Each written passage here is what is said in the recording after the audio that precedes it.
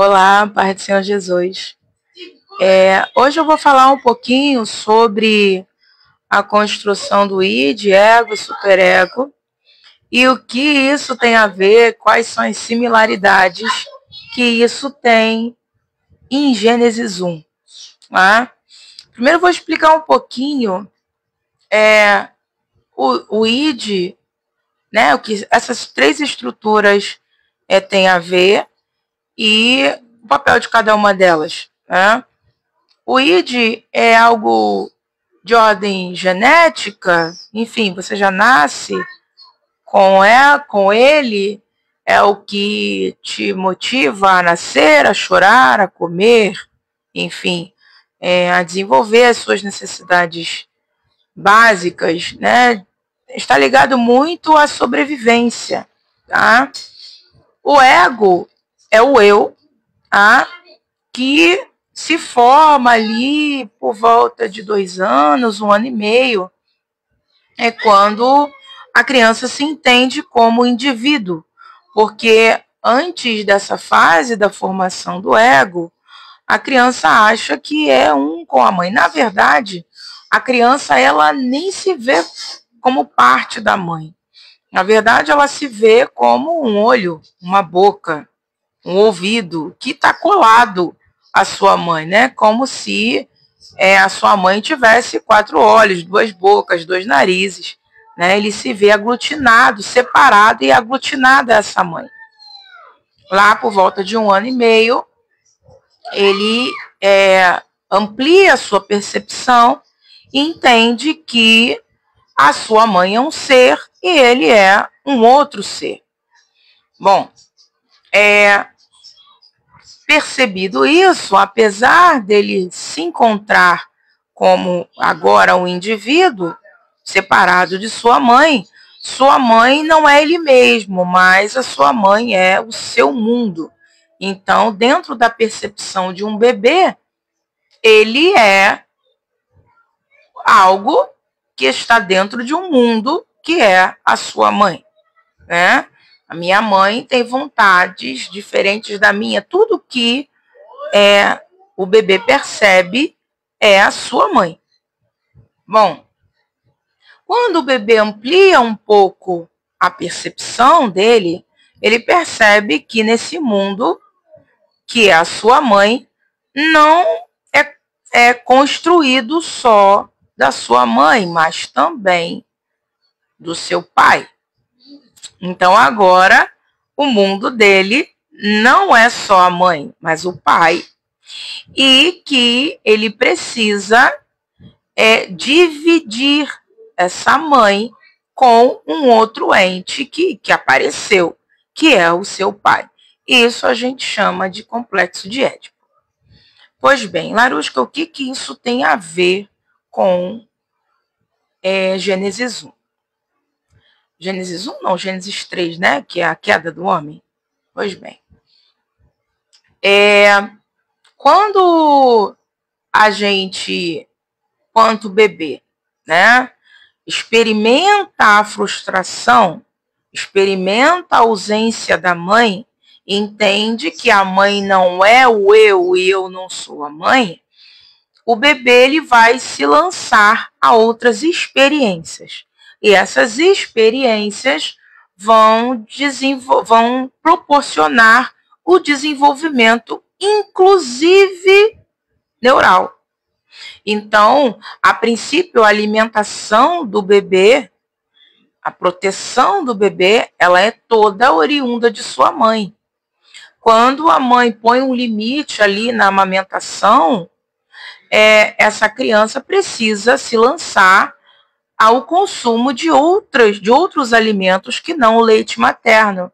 E essa experiência com outras substâncias, esse toque, né, essa experimentação, né, esse uso, né, da língua, das pupilas gustativas, isso vai proporcionando ali um desenvolvimento cognitivo.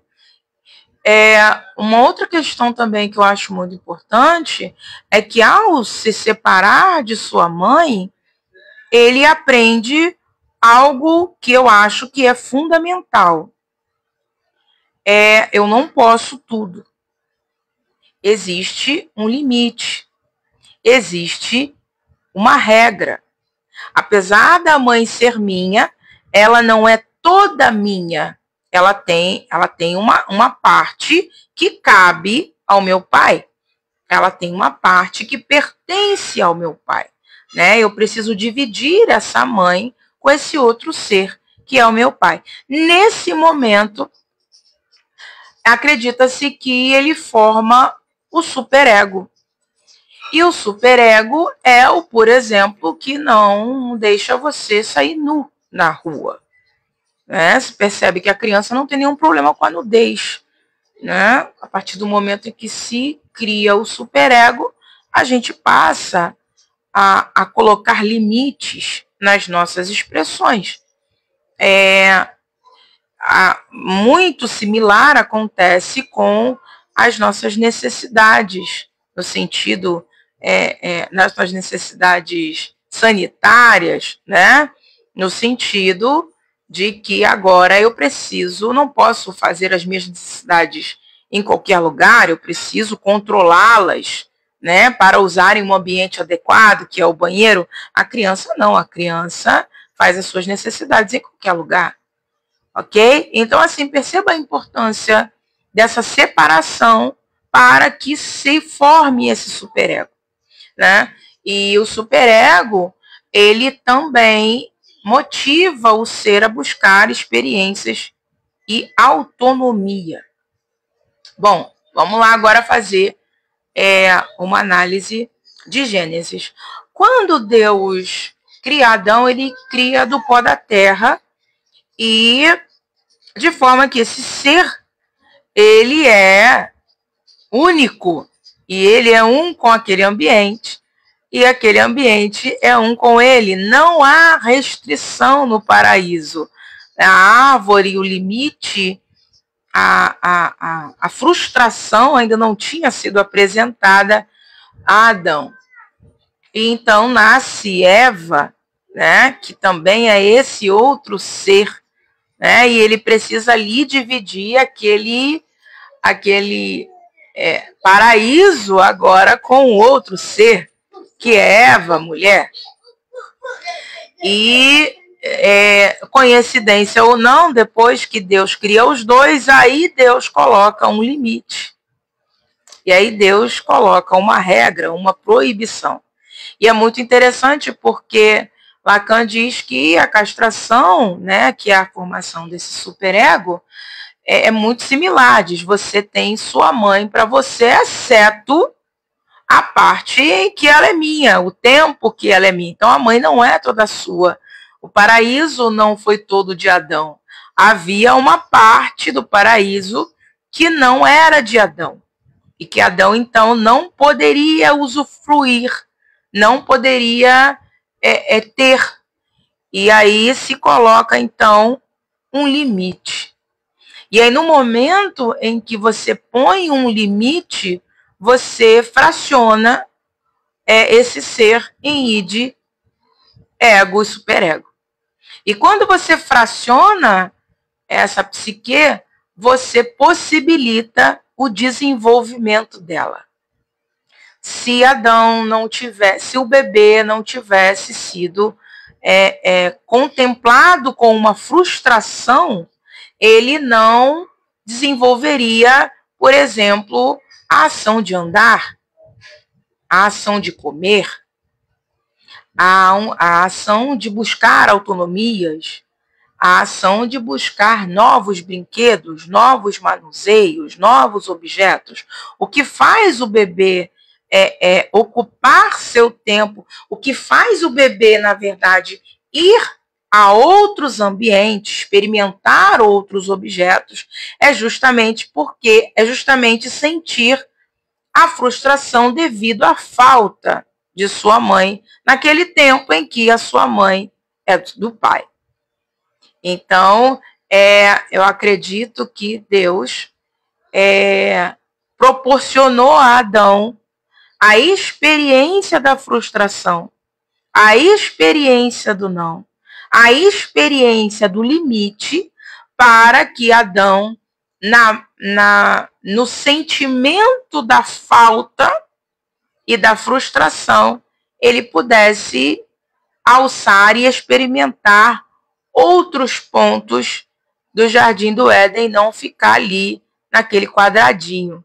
Mas, infelizmente, ele não aproveitou essa oportunidade. Às vezes, a gente fica muito preocupado, muito frustrado, muito sentido quando a vida nos apresenta nãos. E ao invés de aceitar aquele não como uma limitação imposta pela vida, a gente muitas das vezes faz como Adão fez. A gente força o sim. A gente tenta o sim. E fica preso naquele looping de alcançar o inalcançável e de atingir o que não é para atingirmos. Então, tanto o não da mãe, quanto o não do complexo de Édipo, quanto o não de Deus, quanto o não das autoridades, elas reforçam o superego, nos causando falta e frustração, mas ao sentir essa falta, a gente busca outros ambientes, outras formas de fazer. E ao buscar outros ambientes e outras formas de fazer, a gente evolui, a gente cresce, a gente desenvolve o cognitivo, a gente constrói novos caminhos neurais, a gente aumenta a plasticidade, a gente aumenta a capacidade de adaptação e de inteligência. Eu nunca me conformei ao ler Gênesis e a queda do homem que Deus simplesmente estava testando Adão.